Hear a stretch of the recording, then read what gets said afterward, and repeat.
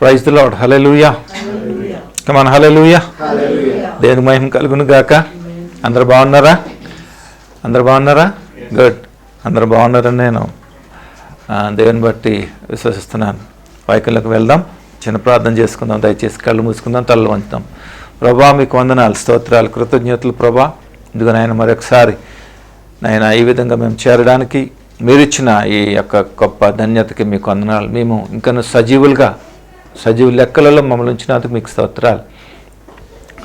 మాకంటే ఘనమైన వారు, మంచివారు, శ్రేష్టమైనటువంటి వారు ప్రభా, నీ రాజ్యాన్ని పిలుచుకున్నారు ఆయన. మేమైతే ఇంకా ఒక్కడే ఉన్నాం. మాకు ఇంకా అవకాశం ఇచ్చినందుకు మీకు వందనాలు. ఈ సమయంలో మా జీవితాలని వ్యక్తపరచుకొని, సిద్ధపరచుకొని, మీతో కలిసి మా జీవితం అంతా కూడా నీతో ప్రయాణం చేయడానికి నీ యొక్క మాట ద్వారా మమ్మల్ని నైనా కట్టి, సిద్ధపరిచి, స్థిరపరిచి మమ్మల్ని నడిపించమని సందులో ప్రార్థిస్తున్నాం. ఈ ప్రయాస అంతా కూడా నైనా నీ కొరకు మేము జీవించినంతకాలం కొన్ని ఆత్మలు సంపాదించడానికి, మరి అలాగే నీ రాజ్యాన్ని స్వతంత్రించుకోవటానికి, యుగయుగములు నీతో ఉండడానికి ప్రయాస. కాబట్టి ఈ ప్రయాస అంతట్లోనూ నీ తోడు సన్నిధి, నీ నడిపింపు మాకు అందరికీ అనుగ్రహించండి. ఈ సమయంలో నైనా నీవు మాట్లాడినట్టుగా వినుచున్న ప్రతి బిడ్డల్ని, వారి ఆత్మలను సిద్ధపరచండి నైనా. వారి ఆత్మలు ప్రభా మరి ఆసక్తి కలిగిన వారు ఉండి నైనా ఈ వాక్యాన్ని స్వీకరించి అనుసరించే కృపను వారికి అనుగ్రహించమని మీకే మహిమ గంత చెల్లిస్తూ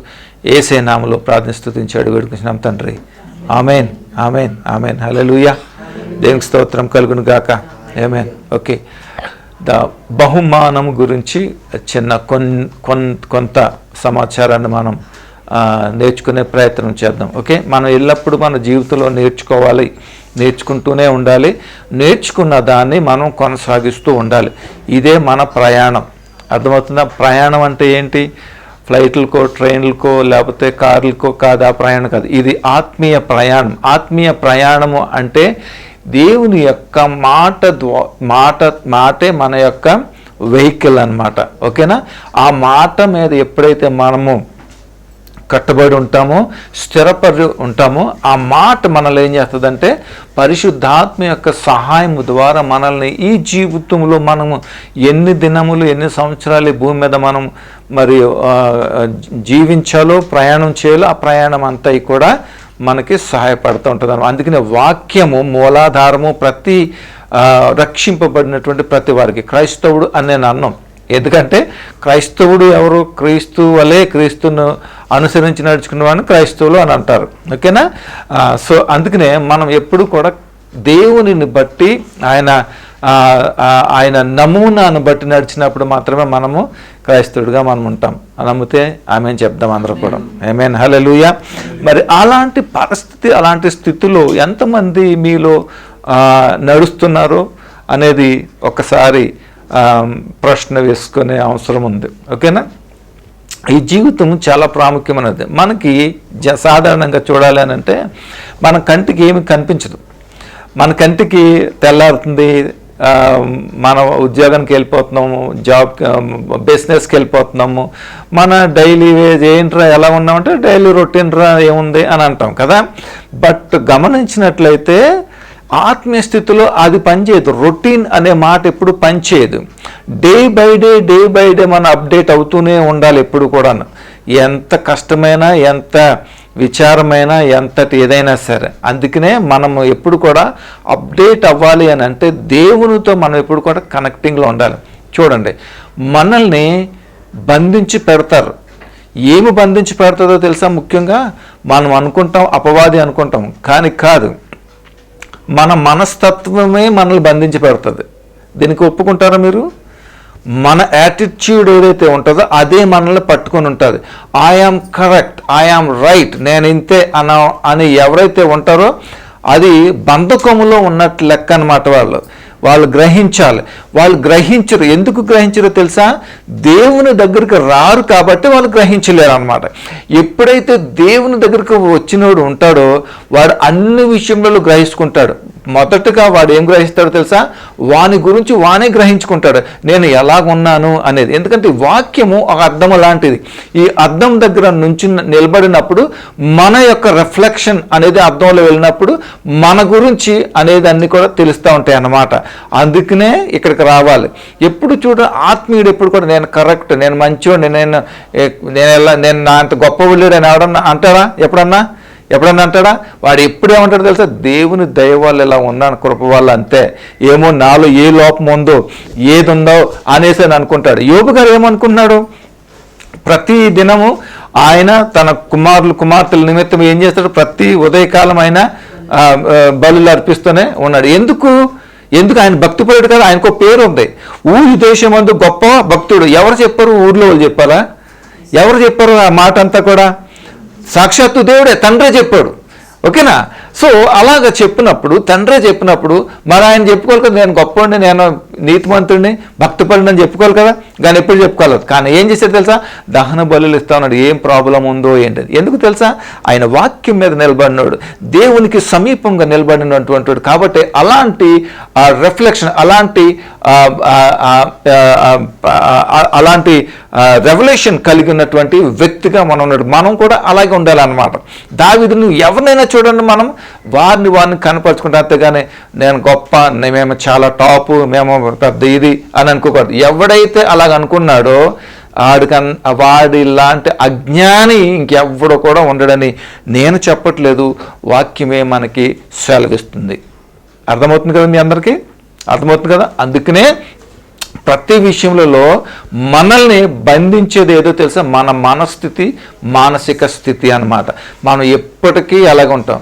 మనల్ని ఒక్కొక్కసారి అంటూ నువ్వు ఏంట్రా ఎప్పుడు మారవా నువ్వు అని అంటూ ఉంటాం. ఎందుకు?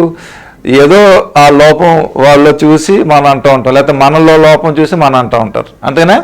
మనల్ని మనం ఎప్పుడు కూడా అలాగ అనుకోకూడదు. అలాగ అనుకున్నాడు అని అంటే అంతే, ఇంక దానికి మనం ఏమి చేయలేం. ఓకేనా?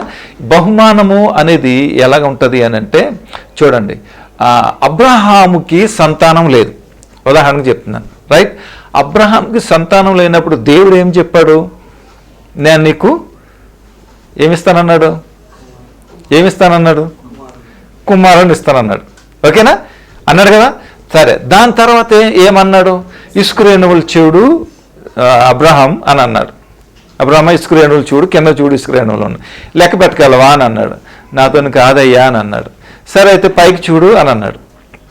పైన ఏమున్నాయి? నక్షత్రాలు ఉన్నాయి. లెక్క పెట్టగలవా అని, నాతోని కాదయ్యా అని అన్నాడు. లెక్క పెట్టలేవా అయితే అని అన్నాడు. నీకు అంత సంతానం, నీ సంతానం ఆ విధంగా అభివృద్ధి చేస్తానని అన్నాడు. అర్థమైందా? మీకు అర్థమవటం కోసం చెప్తున్నాను. ఇదంతా ఏంటి? It's a gift of God. అంతేనా? నమ్ముతారు లేదా? ఇంకా మీకు అర్థమయ్యేలా చెప్తున్నాను చూడండి. గర్భఫలము యెహోవా ఇచ్చు బహుమానం అని. ఇదేం చేస్తాం మరి? బహుమతేనే కదా. ఇప్పుడు చూడండి, ఇప్పుడు మనం అందరం కూడా బహుమతిగానే ఉన్నామా లేదా చెప్పండి. అర్థమవుతుందా? అబ్రహాము సంతానం నుంచి లెక్కించాడు అసలేంది సంతానం దేవుడు. ఓకేనా? అర్థమైంది కదా? అబ్రహాముకి ఇచ్చిన కుమారుడు వాగ్దాన పుత్రుడు. అవునా? ఈ వాగ్దాన పుత్రుడు దగ్గర నుంచి అన్నీ కూడా మనకి వచ్చినట్లుగా చూస్తున్నాం. ఓకేనా? అంటే ఇప్పుడు మనం అందరం ఎవరము? దేవుని చేత బహుకరించినటువంటి బహుమానం అన్నమాట. మనం అందరం కూడా నమ్ముతారా లేదా? అవునా? మనమందరం కూడా బహుమానం అన్నమాట. ఈ బహుమానము ఎవరు ఇచ్చారు, ఎవరికి ఇచ్చారు, ఎవరి కోసం ఇచ్చారు? బహుమానం అంటే ఏంటి? కొనుక్కొని ఇంట్లో పెట్టుకోం కదా, దాన్ని గిఫ్ట్ అంటారు. కొనుక్కొని ఎదుటి వాళ్ళకి ప్రజెంట్ చేసిన దాన్ని గిఫ్ట్ అంటారు. అంతేనా? అయితే అపోస్తలుడైన పౌలు గారు ఎఫెసీయులకు రాస్తూ ఒక రకమైనటువంటి విధానంలో రాస్తూ, దానికి కారణం వేరైనప్పటికీ మనము మన జీవితానికి కావాల్సినటువంటి విధంగా మనం ఒకసారి అప్లై చేసుకుందాం. ఎఫెసీయులకు రాసిన పత్రిక ఒకసారి వెళ్దాం, అక్కడ ఏమంటున్నాడో చూద్దాం. ఎఫెసీయులకు రాసిన పత్రిక పేజ్ నెంబర్ 174, మొదటి అధ్యాయం 174 పేజ్ నెంబర్. ఎఫెసీయులకు రాసిన పత్రిక మొదటి అధ్యాయము 4వ వచనం నుంచి నేను చదువుతాను, ఒకసారి మీరు చూడండి. ఎఫెసీయులకు రాసిన పత్రిక 1వ అధ్యాయము 4వ వచనం నుంచి. ఎట్లనగా తన ప్రియుని యందు తాను ఉచితముగా మనకు అనుగ్రహించిన తన కృపా మహిమకు కీర్తి కలుగునట్లు తన చిత్త ప్రకారమైన దయా సంకల్పము చొప్పున యేసుక్రీస్తు ద్వారా తనకు కుమారునుగా స్వీకరించుటకై మనలను ముందుగా తన కోసము నిర్ణయించుకొని మనము తన ఎదుట పరిశుద్ధులమును నిర్దోషులమునై ఉండవలెనని జగత్ పునాది వేయబడక మునిపే ప్రేమ చేత ఆయన క్రీస్తులో మనలను ఏర్పరచుకొనేను.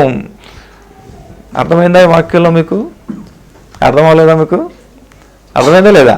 చూడండి, ఇక్కడ ఏమంటున్నాడో తెలుసా? దేవుడు తన ప్రియుని యందు, అంటే ఎవరు తన ప్రియుని యందు? ఎవరు చెప్తున్నది ఈ మాట? దేవుడు చెప్తున్నాడు, తండ్రి చెప్తున్నాడు. తన ప్రియుని యందు అంటే తన ప్రియుడు ఎవడు? తన ఏకైక కుమారుడైనటువంటి యేసుక్రీస్తు ప్రభు.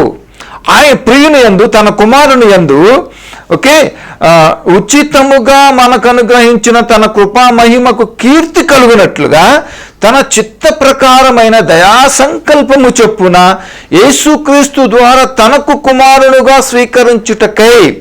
చూసారా, తండ్రికి కుమారుడికి కావాల్సి వచ్చింది కాబట్టి ఎవరి ద్వారా తీసుకుంటున్నాడు? ఆయన తన ఏకైక కుమారుడైన తన ప్రియుని ద్వారా, యేసుక్రీస్తుని ద్వారా కుమారులను ఆయన అనుగ్రహించడానికి ఆయన ఇష్టపడుతూ ఉన్నాడు. ఓకే, అయితే చూడండి, మనలను ఉచితంగా మనకు అనుగ్రహించిన కృపా మహిమ కీర్తి కలిగినట్లు తన చిత్త ప్రకారమైన దయా సంకల్పము చొప్పున యేసుక్రీస్తు ద్వారా తనకు కుమారునిగా స్వీకరించుటకే మనలను ముందుగా తన కోసం నిర్ణయించుకొని. ఎవరి కోసం నిర్ణయించుకున్నాడు? ఇక్కడ ముందుగానే క్రీస్తు కొరకు మనల్ని ముందుగానే నిర్ణయించుకున్నాడు. ఒక్కసారి మనం వెనక్కి వెళ్ళినట్లయితే ఆది కాండంలో మనం చూసినట్లయితే మొదట ఈ బహుమానానికి, అంటే మన నరుని సృష్టించక మునుపు ఏం కలుగజేశాడు దేవుడు? ఏం చేశాడు దేవుడు? సర్వ సృష్టిని కలుగజేశాడు. రకరకాల జీవుల్ని భూమి మీద, అలాగే జలములలోను, ఆకాశంలో అన్నిట్లో కలగజేశాడు. ఇవన్నీ ఎవరి నిమిత్తం కలగజేశాడు దేవుడు? ఎవరి నిమిత్తం కలగజేశాడు దేవుడు? ఎవరి నిమిత్తం? నరుని నిమిత్తం కలగజేశాడు. అన్ని సిద్ధపరిచిన తర్వాత చివరికి ఏం చేశాడు? తన స్వరూపమందు, తన రూపంలో, తన స్వహత్వాలతో ఏం చేశాడు? నరుని చేసుకున్నాడు. ఇవన్నీ ఎవరి కోసం చేసుకున్నాడు? ఎవరి కోసం చేసుకున్నాడు? ఇవన్నీ దేవుని కోసం చేసుకున్నాడు. ఇవన్నీ కూడా, అవునా? చేసుకుని నరుని గురించి ఏం చేశాడు? మొత్తం అంతా కూడా, క్రియేషన్ అంతా కూడా చేశాడు. ఇప్పుడు మాట చెప్పండి మీరు, మానవుడు ఎంత విలువైన వాడు అనేది మీరు గ్రహించాలి. సృష్టి చాలా అద్భుతంగా ఉంది, చాలా అందమైంది, చాలా విలువైంది. అలాగే మానవుడు కూడా విలువైన వాడు. ఈ మానవుని నిమిత్తమే సృష్టి అంతా చేయబడింది. అంటే దీనికి కారణం మానవుని యొక్క విలువ ఎంత ఉంది చెప్పండి. అందుకని ఏమంటున్నాడు? గర్భఫలము ఎవరిచ్చారంట? యెహోవా బహుమానం ఇచ్చాడు అనుకోండి. ఎలా ఉంటుంది? ఇప్పుడు ఫర్ ఎగ్జాంపుల్ చూద్దాం. ఈ మంచి బిలియనీర్ ఉన్నాడు అనుకోండి. ఎవరిని తీసుకుందాం? బిలియనీర్ అంటే ఎవరిని తీసుకుందాం చెప్పండి సార్? ఎలన్ మాస్క్ని తీసుకుందాం అనుకో. ఎలన్ మాస్క్ మనకు ఒక గిఫ్ట్ ఇవ్వాలనుకోండి. ఎలన్ మాస్క్ మనకు ఒక గిఫ్ట్ ఇవ్వాలనుకోండి. ఏమి ఇస్తాడు చెప్పండి? ఎలన్ మస్క్ మనకి గిఫ్ట్ ఇవ్వాలంటే గిఫ్ట్ ఏమి ఇస్తాడు చెప్పండి? ఎస్, అంతేనే కదా. ఏమిస్తాడు? ఏదో వాచ్ కొనిస్తాడా, లేకపోతే ఏదైనా కొనిస్తాడా? నీ జీవితాన్ని మార్చేసే విధమైన గిఫ్ట్ ఇస్తాడు నీకు. అంతేనా కదా చెప్పండి? ఇప్పుడు జెమీమా రోడ్రిక్స్ ఉంది కదా, కొట్టిందా? కొట్టింది కదా. ఒక్కొక్కరికి ఎంత వచ్చింది? 10 కోట్ల పైన వచ్చి ఉంటుంది ఒక్కొక్కరికి. జనరల్గా ఐసీసీ బోర్డు డిక్లేర్ చేసింది. అవును, వచ్చిందా లేదా? కష్టాన్ని ఫలితం వచ్చిందా లేదా? వచ్చిందా? నీకు ఎలన్ మస్కే నీకు అంత గిఫ్ట్, అంత నీ జీవితాన్ని మార్చేసి గిఫ్ట్ ఇస్తే, నీ భవిష్యత్తుని తిరగరాసి గిఫ్ట్ ఇస్తే, యెహోవా ఇచ్చిన బహుమానము నీకు ఎంత విలువైందో ఒకసారి అర్థం చేసుకో. ఒకసారి అర్థం చేసుకోండి. ఒకసారి యెహోవా ఇచ్చిన బహుమానం ఎంత విలువైందో ఒకసారి మనం అర్థం చేసుకుందాం.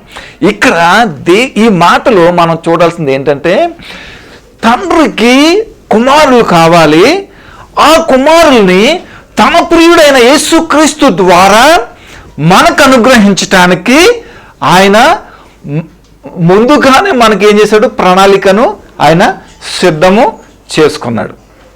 మీకు అర్థమైందా? అంటే ఎంత దేవుని యొక్క ప్రణాళిక ఉందో ఒకసారి మీరు అర్థం చేసుకోండి. ఎంత ఆయన మన పట్ల, నరుని పట్ల ఎంత ఉద్దేశం ఉందో ఒకసారి ఆలోచించుకోండి. కానీ మనం ఏం చేస్తాం తెలుసా, చాలా సులువుగా మనం దానిని తృణీకరిస్తాం, చాలా సులువుగా వాణిని చూస్తాం. అందుకనే దేవుడు ఏమన్నా తెలుసా, నిన్ను వలె నీ పొరుగు వాణిని ఎందుకు ప్రేమించాలో, you are the precious children. నువ్వు ఒక ప్రత్యేకమైనటువంటి దేవుని యొక్క కుమారుడు, నువ్వు విలువ పెట్టబడినటువంటి కుమారుడు నువ్వు. అందుకనే ఇగ్నోర్ చేయకు, తృణీకరించుకు అనేసి అంటున్నాడు దేవుడు అనమాట. ఆమేన్, హల్లెలూయా. అర్థమవుతుందా? ఇక్కడ ఏమంటున్నాడంటే, తన యొద్ద ఒక్కసారి ఓకే, ఆ 4th వన్ మధ్యలో చదువుతాను చూడండి. మనము తన ఎదుట పరిశుద్ధులమును నిర్దోషులమై ఉండవలెనని జగత్పునాది వేయబడక ముందే ప్రేమ చేత ఆయన క్రీస్తులో మనల్ని ఎంత అద్భుతమైన మాట చూడండి. అసలు ఎప్పుడు ఏర్పాటు చేసుకున్నాడు మనల్ని?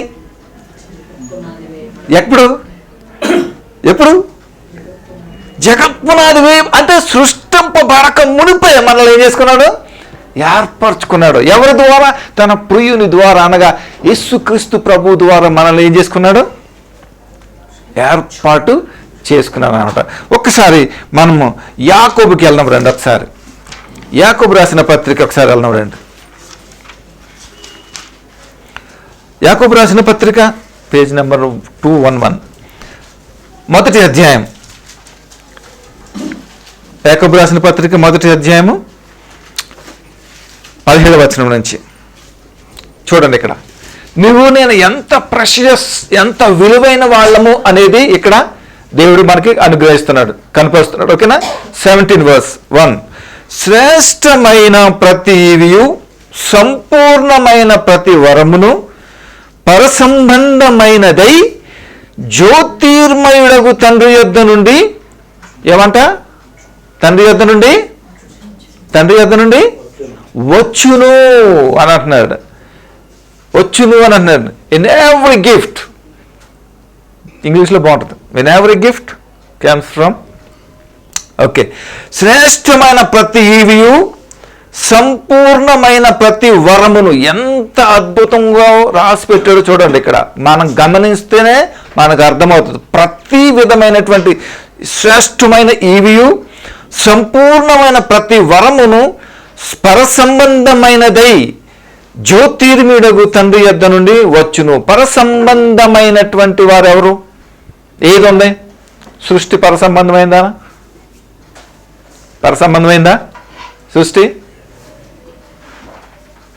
సృష్టి పరసంబంధమైందేనా? ఆయన రాకడలో ఎన్ని పరలోకంకి వెళ్ళిపోతాయా? చెప్పరే మరి, చెప్పరే. అయితే పరసంబంధమైనదేముంది? శ్రేష్టమైన ప్రతి ఈవియు, సంపూర్ణమైనది, ప్రతి వరమును, పరసంబంధమైనది, జ్యోతిర్మయుడగు దేవుని యొద్ద నుండి వచ్చింది. అంటే మనము ఇందాకేం చెప్పుకున్నాము? జగత్పునాది వేయబడక మునిపే మన నిమిత్తం ఆయన ప్రణాళిక కలిగి ఉన్నాడు. తనకి కుమారులు కావాలని, ఎవరి ద్వారా? యేసుక్రీస్తు ద్వారా ఆయనకి కుమారులు కావాలని ముందుగానే క్రీస్తు నిమిత్తం ఆయన సిద్ధపరచుకున్నాడు అనే వాక్యం మనకు సెలవిస్తూ ఉంది. ఆమేన్, హల్లెలూయా. అంటే నువ్వు ఎలాంటి వాడవు? అపవాది ఏం చేశాడు తెలుసా? యు ఆర్ ద వేస్ట్ ఫెలోరా అని ఒక ట్యాగ్ చేశాడు మనకి. అది పట్టుకుని అవునంటే నేను వేస్ట్ ఫెలోనా అంట అనే ఆ ట్యాగ్ వేసుకొని తిరుగుతూ ఉంటాం. దేవుడు ఏమంటున్నాడు? You are the precious children, my dear children, you are belongs to me అని దేవుడు అంటే దాన్ని మనం రికగ్నైజ్ చేయం. మనం ఎందుకు చేయం తెలుసా? అబద్ధం అనేది చాలా షైనీగా కనిపిస్తుంది, చాలా మధురంగా కనిపిస్తుంది, చాలా ఇంపాక్ట్గా కనిపిస్తుంది, చాలా అట్రాక్టివ్గా కనిపిస్తుంది, బ్యూటిఫుల్గా కనిపిస్తుంది. కాబట్టి దానికి మనం అట్రాక్ట్ అవుతాం. రోల్ గోల్డ్ని రియల్ గోల్డ్ పెడితే ఎలా ఉంటుంది? రోల్ గోల్డ్ తీసుకొచ్చి రోడ్ పక్కన అమ్ముతారు కదా రోల్ గోల్డ్ షాప్, అలా పెట్టారనుకో, ఈ రోల్ గోల్డ్ తీసుకెళ్ళి చందనా సిస్టర్లో పెట్టారనుకోండి, ఏది నమ్ముతాం? దీనికంటే అదే బాగుంటుంది, అంతేనా? అలాగే ఉంటుంది కదా, చెప్తున్నాను. సో అలాగే ఏం చేస్తామంటే మన ఎందుకు అలా నమ్ముతామో తెలుసా? మనము ఎందుకు చేస్తామో తెలుసా? అలాగా వాక్యము అనుభవం మనకు తెలియదు కాబట్టే మనం అలా మోసపోతాం అన్నమాట. అర్థమైనా మీకు? వాక్యం మనకు తెలియదు కాబట్టి. ఇప్పుడు వాక్యము తెలిసిందనుకో, రే అది రోల్ గోల్డ్ రా, దానికి వెళ్ళకరా అని చెప్తూ ఉంటాడు లోపల నుంచి. ఎవరో ఈ వాక్యం మాట్లాడుతూ ఉంటాడు లోపల నుంచి, మనకి మాట్లాడుతుంటాడో లేదా? అప్పుడు ఏం చేస్తుంది? ఓహో ఇదన్నమాట అని చెప్పేసి మనం ఏం చేస్తుంది? వాక్యం మన నుంచి, ఆ మోసకరమైనటువంటి స్థితి నుంచి మనల్ని ఏం చేస్తుంది? తప్పిస్తూ ఉంటుంది అన్నమాట. అర్థమవుతుంది కదా? అందుకనే ఇక్కడ ఏమంటున్నాడంటే, మనము దేవుని నుండి వచ్చినటువంటి బహుమానం. సింపుల్గా చెప్తున్నాను, ఈ బహుమానము పరసంబంధమైనదై, పరిపూర్ణమైనదై, పరివక్తమైనదై, మరి శ్రేష్టమైనదంటే ఇవి దేవుడిచ్చిన బహుమానము. నువ్వు ఎలా వాడుతున్నావు, నువ్వు ఎలా వాడబడుతున్నావు, దేనికోసం వాడబడుతున్నావు, ఈ నీ విలువను ఏ రకముగా నువ్వు డిస్ప్లే చేయగలుగుతున్నావు అనేది, ఫోకస్ చేయగలుగుతున్నావు అనేదే దేవుని యొక్క ప్రశ్న ఇక్కడ. ఇప్పుడు దేవుడు ఏమంటున్నాడంటే సూటిగా, నీ తల్లిదండ్రులకు నేను గర్భఫలాన్ని ఇచ్చాను, మనం ఏ స్థితిలో ఉన్నాం, ఈ గర్భఫలం ఎక్కడిది, ఎక్కడి నుంచి వచ్చింది ఈ గర్భఫలం, ఎవరిచ్చారు ఈ గర్భఫలం? మస్క్ ఇచ్చాడా? మస్క్ ఇచ్చాడా? లేకపోతే ట్రంప్ ఇచ్చాడా? ఎవరిచ్చారు దీనికి? దేవుడు ఇచ్చింది. దేవుడు ఇచ్చినటువంటి విలువైనటువంటి ఈ బహుమానము నువ్వు దేనికోసం వాడుతున్నావు అనేది ఇక్కడ దేవుని యొక్క మాట. వెరీ సింపుల్, దీంట్లో ఏమీ లేదు. ఇంకా నువ్వు ఎవరు అనేది దేవుడికి తెలుసు. చూడండి, నీ కోసం నా కోసం దేవుడు ఏం చేశాడు? జగత్ పునాది వేయబడక ముందే నన్ను చూశాడు, నన్ను ప్లాన్ చేయాలని చూశాడు. ఆల్సో దట్ నిన్ను సేవ్ చేయడానికి తన కుమారుని కూడా అప్పుడే సిద్ధపరిచేశాడు. ఆల్రెడీ అక్కడ ఇన్ ద స్పిరిచువల్ రేమాలో, ఇన్ ద స్పిరిచువల్ వేలో, ఇన్ ద స్పిరిచువల్ డైమెన్షన్లో సాక్రిఫైస్ అనేది ఆల్రెడీ అక్కడ అయిపోయింది. దాన్ని ప్రాక్టికల్గా ఎక్కడ చేశాడు? మానవుడు పరిపూర్ణమైనప్పుడు, పాపము పరిపక్వమైనప్పుడు ఏం చేశాడు? అది ఆ సాక్రిఫైస్ అనేది ప్రాక్టికల్గా ఇక్కడ చేశాడు దేవుడు. అర్థమవుతుందా మీకు? ఎందుకు చేయాల్సి వచ్చింది? నువ్వు ఉండవలసిన విధానములో లేడు కాబట్టే మానవుడు ఈ రకంగా సాక్రిఫైస్ చేయాల్సిన అవసరం వచ్చింది. నిజంగా ఒక మాట చెప్తున్నాను చూడండి, నిజంగానే ఒక లా ప్రకారంగా పాపానికి మరణ శిక్ష అని ఉందనుకోండి, అప్పుడు పాత నిబంధనలు ఏం చేసేవారు? పాత నిబంధనలో రాళ్ళతో కొట్టి చంపేసేవారు, అవునా? చంపేసేవారు కదా. ఇప్పుడు మనం అదే పరిస్థితుల్లో ఉన్నాం అనుకోండి, 5 ఉన్నాం అనుకోండి కుటుంబంలో, ఎంతమంది మిగిలి ఉండేవారు? ఎంతమంది మిగిలి ఉండేవాళ్ళు చెప్పండి? చెప్పండి.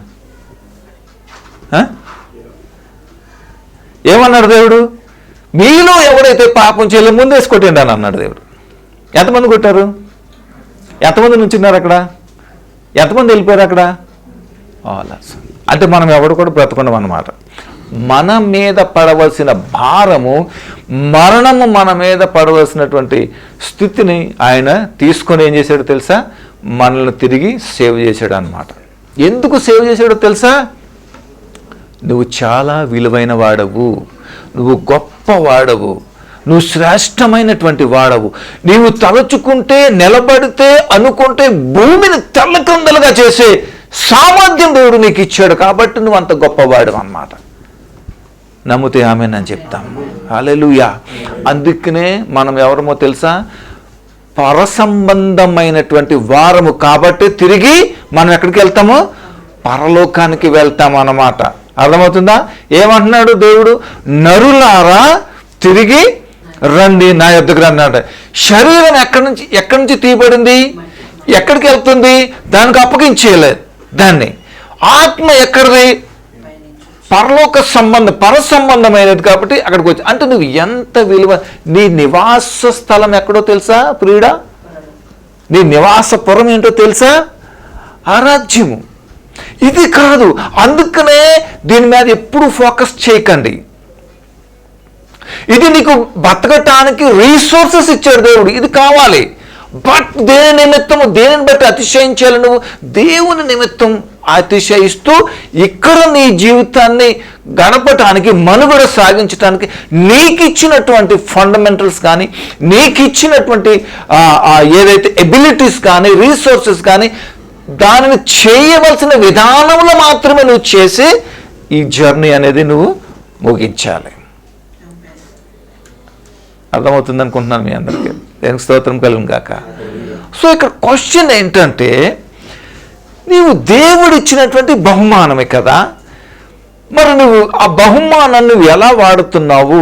ప్రతి బర్త్డేకి వాక్యం చదవకుండా బర్త్డే జరగదు, అంతేనా? అంతేనా కదా? ఆడి ఎంత వయసు వచ్చినా కూడా ఈ వాక్యం చదవకుండా, ఏ వాక్యం అది? గర్భఫలము యెహోవా ఇచ్చు బహుమానము, అంతేనా? ఇది చదవకుండా మనం ఉండం. ఎందుకంటే మనము గుర్తు చేసుకునేదేమో దేవుంది, మనం బ్రతికేదేమో దెయ్యంలాగా. కాదు అని చెప్పండి ఎవరన్నా, మీలో ఎవరన్నా ఉంటే చెప్పండి, మీలో ఎవరన్నా ఉంటే చెప్పండి. అట్లా కాదండి అని చెప్పండి. పేరేమో అయింది, ఒక ఉంటుంది ఒక మాట, చెట్టు పేరు చెప్పి కాయలు అమ్ముకుంటాను, అంతేనా? మన బతుకు అచ్చం అలాగే ఉంటుంది. మనం పేరు చెప్తేమో ఆయన, మనం బతికేదేమో వీడికి బానిస. అవునా? అవునా కదా? అంటే దీన్ని ఏమంటారు తెలుసా? ఏమంటారు దీన్ని? చెప్పండి, నా భాషలో ఏమంటారు చెప్పనా? వ్యభిచారము అని అంటారు.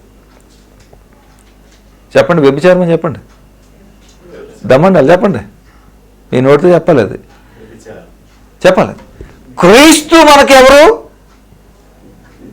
క్రీస్తు ఎవరు? మనకి భర్త అయి ఉన్నాడు అని వాక్యం చెప్తుంది కదా. నువ్వు సంసారం ఎవరితో చేస్తున్నావు? ఏది నీ విలువ? నీ విలువ ఏది? ఎవరికి అమ్మేస్తావు నీ విలువ? రక్షణ తీసుకొని కూడా నువ్వేం చేస్తున్నావు? అమ్మేస్తున్నావు. అంటే నీకు ఎలా ఉంటుందో తెలుసా? రేపు పొద్దున చాలా అధోగతి, భయంకరమైనటువంటి పరిస్థితి ఎదురుపడుతుంది నీకు. అర్థమవుతుందా? మీ డాడీ నీకు మంచి గిఫ్ట్ ఇచ్చాడు అనుకోండి, దాన్ని సరిగ్గా వాడకుండా ఏం చేస్తాడు దేవుడు? మీ డాడీ ఏం చేస్తాడు? తుప్పు కూడా అతడు మాటుకుని మామూలుగా ఉండదు. ఎందుకు తెలుసు? నీకు ఆ విలువ తెలియదు, ఆయనకు తెలుసు కాబట్టి విలువ. అవునా అండి? అవునా? దేవుడు కూడా మనల్ని అదే చేస్తాడు. నువ్వు విలువ పెట్టి కొనబడినటువంటి వాడవు. నువ్వు తెంగ వేసలు వేసావు అనుకో, నీకు ఉంటుంది బిడ్డ అంటాడు. దాంట్లో మాత్రం ఎటువంటి మార్పు లేదు. దేవుడు చాలామందికి వన్ సైడ్ ఆఫ్ కాయినే తెలుసా? సెకండ్ సైడ్ ఆఫ్ కాయిన్ తెలియదు. భరించలేవు నువ్వు. అందుకని దేవుడు అంటే ఎవడైతే తెలుసుకుంటాడో క్షుణ్ణంగా, వాడు ఎప్పటికీ కూడా దేవుని నుంచి దూరము అవ్వడు. దేవుని యొక్క ప్రేమను ఎప్పుడైతే నువ్వు గ్రహిస్తావో, నువ్వు ఎప్పుడైతే దాన్ని తెలుసుకుంటావో, ఆ ప్రేమ ఎగనెస్ట్గా నువ్వేమి కూడా నువ్వు పని చేయలేవు. ఇది వాస్తవం. ఒకవేళ నువ్వు చేస్తున్నావు అని అంటే నువ్వు ఎవరివో తెలుసా? రాంగ్ వే అన్నమాట. అర్థమవుతుందా మీకు? Wrong way. చూడండి ఇక్కడ ఏమన్నాడు? శ్రేష్టమైన ప్రతి ఈవియు, సంపూర్ణమైన ప్రతి వరమును, పరసంబంధమైనది జ్యోతిర్మయుడగు తండ్రి యొద్ద నుండి వచ్చును. ఓకే, ఆయనందు ఏ చంచలత్వమైనను గమనాగమనముల కలుగు ఏ ఛాయనను లేదు. ఆయన తాను సృష్టించిన వాటిలో మనము ప్రథమ ఫలముగా ఉండునట్లు సత్యవాక్యము వలన మనలను తన సంకల్ప ప్రకారము, అది మాట. అర్థమైందా మీకు? అర్థమైందండి? ఇప్పుడు ఎందుకు కన్నాడు మనల్ని దేవుడు? దేనికోసం కన్నాడు దేవుడు మనల్ని? ఇష్టానుసారంగా తిరగని రానా, నెక్స్ట్ వచ్చినట్టు బ్రతకండి అని ఇందాక చూసాం కదా. సోమవారం, మంగళవారం, బుధవారం, లక్షవారం, శుక్రవారం శనివారం వస్తున్నాను ప్రభా అంటే ఎవడరా నువ్వు అని అంటాడు దేవుడు. అదే వ్యభిచారం. ఎందుకు తెలుసా? మనమంతా వీడితో చేస్తాము, పేరా అని చెప్పుకుంటాము, మనం పోతామేమని భయం అది కూడా ఉంటుంది. పోతామేమని కూడా మళ్ళీ వెళ్తాం ఆయన దగ్గర, ప్రభా వస్తున్నాను ప్రభా అనేసి. ఈ జీన్స్ ఎవడ ఈ జీన్స్? అదే అనమాట. నీకు ఉండాల్సిన జీన్స్ అయ్యి 30 నాణాలు కమ్మేశాడు అని ఇస్కరియోతు గురించి మాట్లాడుకుంటాం మనం. నువ్వేమమ్మేసావు తెలుసా? ఏమమ్మావు తెలుసా? నువ్వు ఏమమ్మావు తెలుసా? నీ దేవుణ్ణి నమ్మేశావు, రక్షణ నమ్మేశావు. కాదంటే చెప్పండి, కాదని చెప్తారా ఎవరన్నా? గొప్ప విషయం చెప్పనా? మనకంటే ఇస్కరియోతు యుద్ధ చాలా రెట్లు గొప్పడు. ఎందుకు తెలుసా? పొరపాటు చేశాడు కానీ పశ్చాత్తాపడ్డాడు. అలాంటి పశ్చాత్తాపము మరి ఇంకెవడో పడలేదని నా ఒపీనియన్. చిచ్చిగా నేను బతకూడదు, నేను ఇంకా జీవించకూడదు, నేను చాలా తప్పు చేశాను అని చెప్పి ఏం చేశాడు? తనకు తానే ఉర్రు పెట్టుకున్నాడు వెళ్ళి. అఫ్కోర్స్ అదంతా లేఖనమై ఉండొచ్చు, కానీ మనము మన విధానంలో కనుక మనం తీసుకుంటే కనుక ఇట్స్ వెరీ ప్రెషియస్. అర్థమవుతుందా మనకి? 18 చూడండి, ఇక్కడ ఏమంటున్నాడు? 18లో చూడండి ఏమంటున్నాడు? ఏ చంచలత్వమైనను ఆయన తాను సృష్టించిన వాటిలో మనము ఎవరమంట? ఆయన తను సృష్టించిన వాటిలో మనము ఏమై ఉన్నాం? ప్రథమ ఫలముగా ఉండునట్లు సత్యవాక్యము వలన మనను తన సంకల్ప ప్రకారము చేసింది. ఎవరు? ఏ వాక్యం అండి? సత్యవాక్యము. సత్యవాక్యం అంటే ఎవరు? ఇక్కడ వాక్యం అనగా సత్యం అనగా అంతే. ఆయన వలన మనలను తన సంకల్ప ప్రకారము కన్నాడు. ఇది ఎంత ఎవరో తెలుసా? ఆయన సంకల్ప ప్రకారంగా చేశాడు. సంకల్పము అనేది జ్ఞాపకం పెట్టుకోండి. ఆయన చిత్త ప్రకారం చేశాడు. ఆయనకు సంకల్పం ఏదో ఉంది, దాని ప్రకారంగా చేశాడు. ఓకే, బట్ వీడికి కూడా ఒక సంకల్పం ఉంది. మనం ఎవరికి వెళ్ళిపోతున్నాము? వీని యొక్క సంకల్ప ప్రకారంగా మనం జీవిస్తున్నాం. పేరు ఆయింది, సంకల్పమేమో ఈయింది. మరి వాడికి ఏం కావాలి? వాడిని ఏం చేయాలి? వాడికి ఏం ప్రాప్తిస్తుంది? చెప్పండి. అవునా? ఒకసారి ఇదే మొదటి అధ్యాయంలో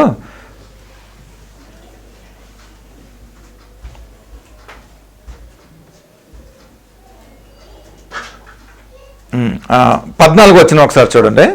1:14. ప్రతి వాడును తన స్వకీయమైన దురాశ చేత ఈడవబడి మరలు కొల్పబడిన వాడే శోధింపబడును. తర్వాత చూడండి, దురాశ గర్భము ధరించి పాపము కనగా పాపము పరిపక్వమై మరణమును కనెను. ప్రియా సహోదరులారా, మోసపోవద్దు. దేవుడు వెక్కిరింపబడడు. నువ్వేం చేస్తున్నావు జాగ్రత్తగా కనుపరుచుకో. నీ బిడ్డలను ఎలా పెంచుతున్నావు? నీ బిడ్డలు ఎలా ఉన్నారు? నీ బిడ్డలు ఎలా విధంగా పెరుగుతున్నారు? దేవుడు అన్నాడు, ఈ లోకము అనగా పాపము నుండి నిన్ను వేరు చేశాను అని అంటారు. మనమేమంటాం? మనం బతకాలి కదా, ఈ లోకం లేకపోతే ఎలాగా అని ముందుకెళ్తాం పాపంలోకి. వద్దురా, నీకు పాపం వద్దురా, అది పాపంరా అంటాడు. లేదు, మరి మనం బతకాలంటే ఎలాగా అని అంటాం మనం. నీ పిల్లలను కూడా అలాగే పెంచుతావు. నీకు కావాల్సింది దైవికమైనటువంటి జ్ఞానం. నీవు దైవికమైనటువంటి జ్ఞానంతో నువ్వు బ్రతకమన్నాడు దేవుడు ఇక్కడ. నువ్వు పరసంబంధమైన వాడువు, ఈ మట్టికి సంబంధించిన వాడు కాదురా నువ్వు అని అంటున్నాడు దేవుడు. నువ్వేమో ఈ లోకాన్ని చూసి ఇదే పెద్ద శాశ్వతం ఏమో మరుగుపోతున్నావు, పడుకుంటాం, తెల్లారిపోతాం, లెగిస్తామో లేదో మనకు తెలీదు. ఎంతమందికి తెలుసు చెప్పండి? ఎంతమందికి తెలుసు? ఈ బహుమానము చాలా విలువైనది. దీనికి ఒక లెక్క ఉంది. ఆ లెక్కలో కనుక నువ్వు తప్పునావు అనుకో, ఖచ్చితంగా నువ్వు లెక్కప్ప చెప్పవలసిన దినము సమయం ఒకటి ఉంది. మర్చిపోవద్దు. దయచేసి దేవుని యొక్క మాట నువ్వు పెడచెవి పెట్టకుండా నీవు గనక నీ హృదయానికి గనక తీసుకొని ఆ మాట ప్రకారంగా నీ విలువను గనక నీవు కాపాడుకుని దాన్ని ప్రతిష్ఠించుకొని దేవుని యొక్క సంకల్పము చొప్పున గనక నీవు గనక జీవించినట్లయితే దేవుని యొక్క సంకల్పం నువ్వు పరిపూర్ణము చేసుకుంటాడు దేవుడు. అట్లా కాకపోతే 14వ వచనంకే మనం వెళ్ళాల్సి వస్తుంది. గమనించండి ఒకసారి. మన తల్లిదండ్రులను ఒకసారి చూసుకుందాం. మనల్ని ఎలా పెంచారు, మనం ఎలా పెరిగాం, మన జీవిత విధానం ఎలా ఉంది, దానికి తగినటువంటి పరిస్థితి, దానికి తగినటువంటి జీతము మనకి ఎలా ఉంది అనేది ఒక్కసారి మనం గమనించవలసిందిగా నేను ఒకసారి మనవి చేస్తున్నాను. గమనించండి ఒకసారి ఎలా ఉంది మన పరిస్థితి, మనం ఎలా బతుకొచ్చినాం, మన బిడ్డలు ఎలా బ్రతుకొచ్చినారు, ఎలా బ్రతుకుతున్నారు, వాళ్ళు నువ్వు ఎలా పెంచుతున్నావు గమనించి ఒకసారి. యెహోవా ఇచ్చు బహుమానము, యెహోవా ఇచ్చు బహుమానము.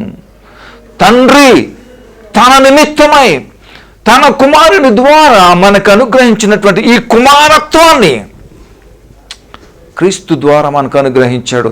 అలాగే క్రీస్తు ద్వారా నీ పాప విమోచనం తీసివేసి తిరిగి నీకు మోక్షాన్ని ఇచ్చాడు సెకండ్ టైం.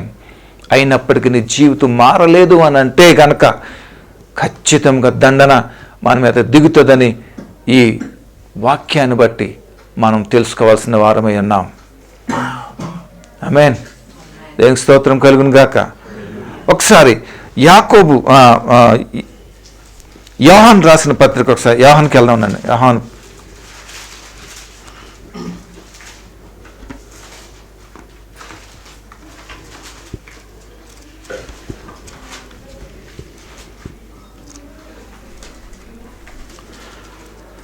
యోహాను ఉందా మీ దగ్గర? యోహాను రాసిన పత్రిక 1వ అధ్యాయం 1:13 ఒకసారి చూద్దాం. ఓకే, 1:13 ఏమన్నాడు ఇక్కడ? వారు దేవుని వలన పుట్టినవారే గాని ఎలాగంట రక్తము వలననైనను శరీరేచ్ఛలనైనను మనుష్యేచ్ఛలనైనను పుట్టినవారు వారు కారు. చూసారు ఏమన్నాడు దేవుడు ఇక్కడ? మనం ఎలా పుట్టాం? మనం ఎలా పుట్టాం? దేవుని వలన మనం పుట్టాం. కానీ ఇక్కడ జీవించాలంటే రక్త మాంసాలు అవసరమే. కానీ మనం రాతో అలా వచ్చామా? ఎలా వచ్చాం మనం? అంత స్పిరిట్, మనం ఒక ఆత్మ, మనం ఒక ఆత్మ. మనిషి చచ్చిపోతే దెయ్యాలు అయితే నమ్ముతారు కదా. దెయ్యాల సినిమాలు చూసారా మీరు? చూసారా దెయ్యాల సినిమాలు? దెయ్యాలు ఏమవుతుంది? మనిషి వస్తాడా, ఆత్మ వస్తుందా? ఆత్మ. మొగదయ్యాన్ని చూసారా ఎప్పుడన్నా? మొగదయ్యాన్ని చూసారా? ఎందుకు? మొగదయ్యము భయంకరంగా ఉండడాడు, స్మార్ట్గా ఉంటాడు, హ్యాండ్సమ్గా ఉంటాడు, అందుకని జెంటిల్మెన్ అన్నారండి. మరి దెయ్యం ఎలా ఉంటుందో చెప్పండి. దెయ్యం ఎలా ఉంటుందో చెప్పండి. నేను అడుగుతున్న మామూలుగా చెప్పండి, దెయ్యం ఎలా ఉంటుంది?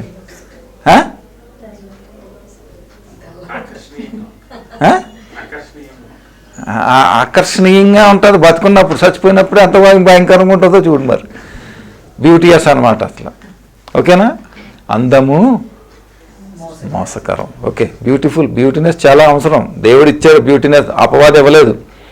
ఈ బ్యూటీనెస్ని ఏం చేసామంటే మనం అంతా తాకట్టేసుకుంటాం కదా ముత్తుట్లోని అడిగే. ఓకే, అన్ని తాకట్టేసుకుంటాం. ఓకేనా? ఇప్పుడు ఏమన్నాడు తెలుసా? మనము రక్త మాంసముల ద్వారా మనం కలగలేదురా. ఎక్కడ కలిగాం మనం? రక్త మాంసాలు పరలోకానికి ఉండవు అక్కడ. ఓన్లీ స్పిరిట్, ఆత్మ. చెప్పండి, నేను ఆత్మనని చెప్పండి. నేను ఆత్మ ద్వారానే పుట్టాను, పరలోకం నుంచి వచ్చానని చెప్పండి. ఆమేన్, హల్లెలూయా. ఎందుకు తెలుసా? నీవు తల్లి గర్భంలో రూపింపబడక మునిపే దేవుడు నీ దినములన్నీ లెక్కించాను అన్నాడు. అవునా కదా? అంటే నీ శరీరం ఉన్నప్పుడు లెక్కించాడా? రక్తం ఉన్నప్పుడు లెక్కించాడా? ఎప్పుడు లెక్కించాడు? In spirit, in level of స్పిరిట్లో ఆల్రెడీ డన్. ఇక్కడ ఏం చేశారు తెలుసా? ప్రాక్టికల్గా. ఇప్పుడు మనము ఎక్కడికన్నా వేరే ప్లానెట్కి వెళ్ళాలనుకోండి, ప్యాంట్ షర్ట్ వేసుకుని వెళ్తే సరిపోతుంది సార్? ఏమవుతుంది? ఈ ప్లానెట్లో రక్తమాంసములతో ఉండవలసినటువంటి అవసరం ఉంది. ఈ బాడీ కావాలి. ఈ బాడీ కావాల్సిన టెంపరేచరు, దానికి అన్నీ కూడా సెట్ చే అప్పుడే మనం బతుకుతాం, లేకపోతే మనం జీవించలే ఈ ప్లానెట్ మీద. అర్థమవుతుందా? ఇది అవసరం ఇక్కడ లోకానికి ఇది. బట్ మనం రావటం ఎలా వచ్చామో తెలుసా? రక్త మాంసముల ద్వారా నైనాను, శరీరేచ్ఛల వలనైనాను. చూసారా? శరీరేచ్ఛల వలనైనా అంటే ఇప్పుడు పెళ్లి చేసామనుకోండి, పెళ్లి చేస్తే ఏమనుకుంటారు అందరూ కూడా? సంవత్సరం అయ్యేదానికి పిల్లలు పుడేస్తారు అనుకుంటాం. అదే అంటారు అందరూ కూడా. దేవుడు ఇవ్వనిదే పుడతారా? పుడతారా? పుట్టరా?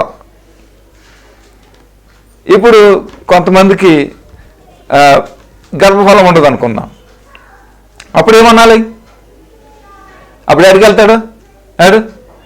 దేవుడే దిక్కు, దేవుడి దగ్గరికి వెళ్తాడు. ఎందుకంటే ఎవరి వల్ల రావాలి? అది ఎవరి వల్ల రావాలి? ఈ గర్భఫలం ఎవరిచ్చి బహుమానము? దేవుడిచ్చి బహుమానం. కాబట్టి అది విలువైంది అనమాట. శరీరేచ్ఛల వల్ల లేకపోతే బయోలాజికల్ ఈ దీని వల్ల వచ్చేది కాదు. అది చేసింది దేవుడు. అది ఆ ప్రకారంగా రావడానికి చేసినటువంటి దేవుడు. అది కానీ మనం ఏం చేస్తాం తెలుసా? సృష్టికర్తను వదిలేస్తాం, సృష్టిని పూజిస్తాం మనం. ఎందుకు? పెళ్లి చేస్తే పిల్లలు పుడేస్తారు. అమాయకత్వం. అది జతపరచబడటమే దేవుని యొక్క చిత్తం. అది దేవుని యొక్క ప్రణాళిక. అది దేవుని యొక్క ఉద్దేశం. అది మరి అదే నీకు దేవుని చిత్తం అయితే మరి గర్భఫలం ఎలాగా? చూడండి తర్వాత ఏమంటున్నాడు చూడండి 14. ఆ వాక్యము శరీరధారి అయి.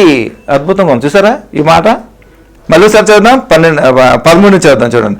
వారు దేవుని వలన పుట్టిన వారే గాని రక్తము వలననైనను, శరీరేచ్ఛల వలననైను, మనుష్యేచ్ఛల వలననైనను పుట్టినవారు కారు అనే వాక్యము చాలా స్పష్టంగా చెప్తుంది. ఇప్పుడు నువ్వు చెప్తావా నేను రక్త మాంసంతో పుట్టాను అని చెప్పగలుగుతావా? నువ్వు చెప్పగలుగుతారా? మీరు ఎలా పుట్టారండి? ఇంకా డౌటే. మీరు ఎలా చదువుకుని వచ్చారో నాయన నాకు అర్థమవుతుంది. చూడండి 14 ఉన్నాడు. ఆ వాక్యము ఎలాగంట? శరీరధారి అయి కృపా సత్య సంపూర్ణుడిగా మన మధ్య నివసించెను. తండ్రి వలన కలిగినది అద్వితీయ కుమారుని మహిమ వలె మనం ఆయన మహిమను కనుగొంటిమి. ఇది క్రీస్తును బట్టి రాసినటువంటి మాట. ఇప్పుడు యేసయ్య ఎలాగొచ్చాడు? ఎలా వచ్చాడు? పరిశుద్ధాత్మ ద్వారా కన్యక గర్భాన్ని పుట్టాడు. మనం కన్యక పుట్టలేదు, మనం కూడా ఇన్ ద స్పిరిట్.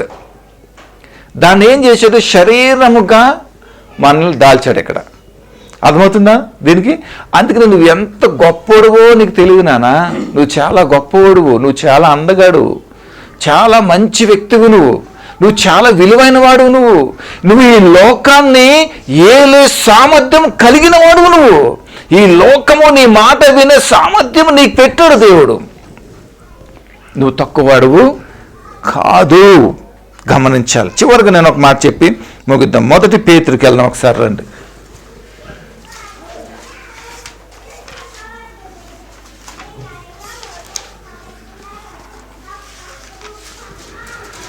1 పేతురు 1వ అధ్యాయం 22, 23 ఈ మాట చెప్పి నేను ముగిస్తాను. 1వ అధ్యాయం 1 పేతురు 1వ అధ్యాయము 1వ అధ్యాయము 22 నుంచి ఒకసారి చదువుదాం. మీరు క్షయబీజము నుండి కాక శాశ్వతమగు జీవము గల దేవుని వాక్యమూలముగా అక్షయ బీజము నుండి పుట్టింపబడిన వారు గనుక నిష్కపటమైన సహోదర ప్రేమ కలుగునట్లు మీరు సత్యమునకు విధేయులగుట చేత మీ మనస్సులను పవిత్రపరచుకొనిన వారయుండి ఒకరినొకడు హృదయపూర్వకముగాను మిక్కటముగాను ప్రేమించుడి. చాలు. ఏమన్నాడు ఇక్కడ? ఏమన్నాడు? మొదటి మధ్యలో ఏమంటున్నాడు? మీరు ఏ బీజం కాదంట, క్షయ బీజము నుండి కాక శాశ్వతమగు జీవము గల దేవుని వాక్యము. అంటే వాక్యం అంటే ఎవరు? దేవుని మూలముగా మనము అక్షయముగా పుట్టిన వారమై ఉన్నాము. అంటే నువ్వు ఎంత అద్భుతమైనటువంటి బిడ్డవో నువ్వు గమనించుకున్నావా? విలువ అంటే మనకి ఎప్పుడు తెలుసా? మన కొడుకు మన కూతురు పెద్ద డాక్టరో యాక్టరో మ్యాటరో గేటరో అయ్యి నెలకి 10 లక్షలు సంపాదించినాడు అనుకో, అప్పుడు నా కొడుకు 10 లక్షలు సంపాదిస్తున్నాడు, నా కూతురు 10 లక్షలు సంపాదిస్తుంది, అది విలువ అనుకుంటాం. ఎందుకంటే మట్టివి కదా, మట్టి వాసనలో వస్తాయి నీకు, అంతేనా? నువ్వు మట్టివి కదా, మట్టి ఆలోచనలో వస్తాయి. నువ్వు మట్టి పురుగువు కదా. ఎందుకు? ఊరే నువ్వు పరలోక సంబంధువురా, నా బంగారు కొండవురా, నువ్వు నా బిడ్డవురా, ఇదంతా నీ కోసం చేశానురా, నీ కోసం నేను స్థలం సిద్ధపరిచాను, బోళ్ళంతా చేశానురా, నీకంటే లేదు నేను మట్టే అని అంట. ఎందుకు? ఆ బీజం, అక్షయ అనే బీజం ఏం చేశాడు? నీలో వేసేసాడు. మరి ఆ కాయలే కాస్తావు నువ్వు, ఆ మాటలే మాట్లాడతావు. మరి ఆమేనని చెప్దాం.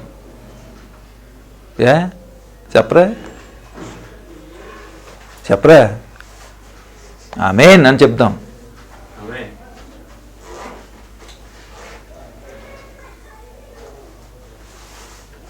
నీ పుట్టుక, ఆయన సంకల్పం, ఇవన్నీ చాలా విలువైనవి, చాలా ప్రశస్తమైనవి. వారసుడు ఎవరు? వారసుడు ఎవరు? అబ్రాహాంకి వారసుడు ఎవరండి? ఇస్సాకు. మరి చెప్పరా? ఇస్సాకులో 2 విషయాలు ఒకసారి జ్ఞాపకం చేసుకుని క్లోజ్ చేద్దాం. ఒకటేంటో తెలుసా? యవ్వనుడుగా ఉన్నప్పుడు 16-17 సంవత్సరాల వయసులో ఉన్నప్పుడు దేవుడు అబ్రాహాంకి చెప్పి, అబ్రాహాం మోరియా పర్వతం తీసుకెళ్ళి నీ కొడుకుని నాకు అక్కడ బలిపీఠం కట్టి నాకు బలి అని అన్నాడు. తండ్రి విధేయత చూపించాడు తండ్రికి. ఎవరు తండ్రి? ఇస్సాకు తండ్రి తన తండ్రి అయిన దేవునికి విధేయత చూపించి అలాగే నా తండ్రి అని తీసుకుని వెళ్ళాడు, సిద్ధపరిచాడు. కొడుకు అన్నాడు, నాయనా కట్లున్నాయి, నిప్పుంది, అన్నీ ఉన్నాయి, మరి గొర్రెపిల్లేదు నాయన అంటే ఆయన చూసుకుంటాడు రా అన్నాడు. చేతులు కట్టాడు, కాళ్ళు కట్టాడు, బలిపీఠం కట్టాడు, దాని మీద పడుకోబెట్టాడు. మాట్లాడా? మనం ఆ పరిస్థితుల్లో ఉంటే మనం ఏం చేస్తాం చెప్పండి? వెనక్కి తిరుక్కోడు చూడం, మనం ఎటు పరిగెడతాం కూడా మనకు తెలీదు. విధేయత అనేది ఒకసారి గ్రహించండి. నీ పిల్లలు నీకు విధేయత చూపిస్తున్నారా? నీ పిల్లలు చూపిస్తున్నారా విధేయత? ఎందుకు చూపించారు తెలుసా? నువ్వు విధేయత గనక నీ తండ్రికి చూపిస్తే, నీ దేవునికి నువ్వు చూపిస్తే, నీ బిడ్డలు కూడా నీకు విధేయత చూపిస్తారు. ఇది గమనించాలి. అబ్రాహాము తండ్రికి విధేయుడయ్యాడు. నాయనా యెహోవా ఈరే, ఆయన చూసుకుంటాడు రా, మనం వెళ్దాం. అలాగే నాన్న మనం వెళ్దాం నాయన నడు అని తండ్రితో వెళ్ళాడు. పడుకోబెట్టాడు, కత్తి లేపాడు, మారు మాట మాట్లాడలా. అది విధేయత, ఒబీడియన్స్. నీకుందా ఒబీడియన్స్? నీకుంటే నీ బిడ్డలకు కూడా ఒబీడియన్స్ ఉంటుంది. ఇంకో మాట, కరువు కాలంలో ఐగుప్తు వెళ్ళిపోదామని అనుకున్నాడు. అప్పుడు ఎక్కడున్నాడా? ఫిలిస్తీన్ దేశంలో ఉన్నాడా? ఎక్కడ ఉన్నాడు అప్పుడు? కరువు వస్తే ఐగుప్తు వెళ్ళిపోదామని అనుకుంటే దేవుడు అన్నాడు, వద్దు నా కుమారుడా, నిన్ను అక్కడ కాదు కరువులోనే నిన్ను దీవిస్తాను, నువ్వు ఇక్కడే ఉండమని అన్నాడు. నేను చెప్పిన ప్రకారంగా నువ్వు విత్తనం వేయన్నాడు. అప్పటికి అన్ని డ్రై, అన్నీ చచ్చిపోతున్నాయి, పశువులు చచ్చిపోతున్నాయి, అన్నీ చచ్చిపోతున్నాయి నీళ్ళు లేక. వేస్తే ఏం చేశాడు తెలుసా? నూరంతలా ఆశీర్వాదం ఇచ్చాడు. అది ఒబీడియన్స్ అంటే. ఎందాక చెప్తున్నారు ఆయన, చాలా ఇంపార్టెంట్ మ్యాటర్. నాకు తెలుసు ఆ విషయం, చాలా ఇంపార్టెంట్ మ్యాటర్. నేను లాస్ట్ వీక్ ఆయన చెప్పాను, కమ్యూనియన్ గురించి you must be give the class is very important అని అన్నాడు. That is obedience. నీకు నాకంటే ఎక్కువ పనులు ఉన్నాయి ఆయనకి. మినిస్టర్ని కలవటం అంటే అంత ఈజీ కాదు. మేము వెళ్తేనే మాకు అపాయింట్మెంట్ దొరకలేదు అక్కడ మనకు. బట్ దాన్ని విడిచిపెట్టి కమ్యూనియన్ సర్వ్ చేయాలి, దేవుని సన్నిధిలో నేను నిలబడాలి. When will give the first priority to God. మనం ఎప్పుడు ఇచ్చామో దేవుడు మనకి, మంత్రి గారితోటి పని ఉంది, ఇప్పుడు అక్కడికి వెళ్ళలేదు కాబట్టి పని అవ్వలేదు. ఆయన కంటే గొప్పడు ఆయన. దేవునికి స్తోత్రం కలుగును గాక. నువ్వు అక్కడికి వెళ్ళకముందే నీ పని చేసేస్తాడు దేవుడు అక్కడ. దట్ ఈస్ ద ప్రయారిటీలో ఉన్నటువంటి శ్రేష్టమైనటువంటి ఇదన్నమాట. అర్థమవుతుందా మీకు? రెండు, ఒకటి తన తండ్రికి విధేయత చూపించాడు, తన కాలంలో దేవునికి విధేయత చూపించాడు. మరి నువ్వు విధేయత చూపిస్తున్నావా తండ్రికి?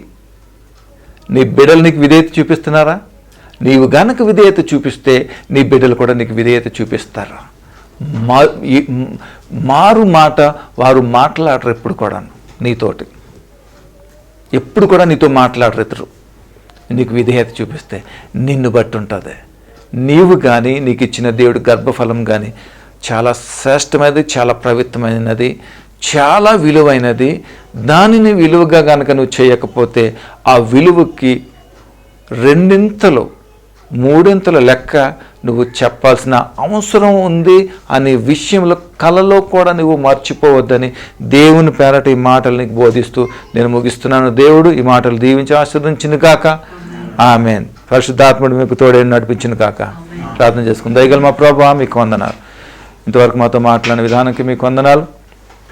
ప్రతి మాటను ప్రభా నాయన మా హృదయంలో చేర్చబడి, నాయన మేము చాలా విలువైనటువంటి వారము. మేము నాయన శరీరేచ్ఛల వల్ల కాదు నాయన మేము పుట్టింది, నీ వాగ్దాన పుత్రులం, నీ మాట చొప్పున ప్రభ మేము పుట్టిన వారం. యెహోవా గర్భఫలం, యెహోవా ఇచ్చు బహుమానము ప్రభ, మేము గొప్ప బహుమానము. ఈ బహుమానం నీ నిమిత్తము ప్రభ వేసుకున్నాం, నీ సంకల్పము చొప్పున వేసుకున్నాం. నీ సంకల్పాన్ని కనుక మేము అశ్రద్ధ చేసి, నీ సంకల్పాన్ని కనుక మేము పరిపూర్ణం చేయకపోతే నాయన తగినటువంటి గొప్ప శిక్ష మాకుంది అని పాఠము ద్వారా మేము నేర్చుకున్నాం. మాకు నేర్పించావు ప్రభా. ఆ సంకల్పం మేము పరిపూర్ణం చేసుకున్నట్లుగా మేము, మా బిడ్డలు, మా జనరేషన్ అంతా కూడా ఆ విధంగా నడుచున్నట్లుగా నీ ఆత్మ నడిపింపు సహాయం మాకు అనుగ్రహించి నడిపించండి. మహిమ పొందుకోమని నీకే మహిమగంత చెల్లిస్తూ యేసు నామములో ప్రార్థిస్తూ అడిగి వేడుకుంటున్నాం తండ్రి. Amen, amen, amen. God bless you all.